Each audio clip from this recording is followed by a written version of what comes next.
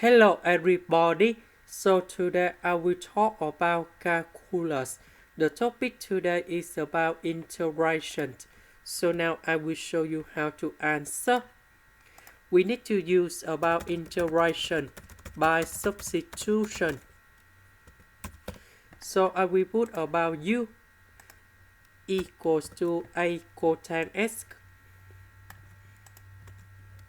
So if I do first the derivative for the both sides, we have du equal to negative cosecant of x squared dx. Because we don't have the negative sign in here, so we put the negative next to du.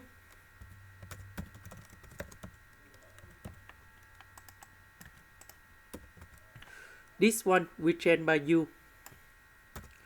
Cosecant of x squared dx we change for negative du.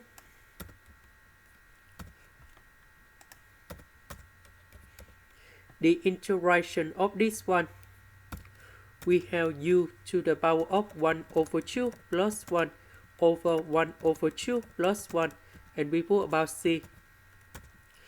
About u, that's about this one. This one we have 3 over 2 over 3 over 2, and we put about c. This is the end. Thank you for watching.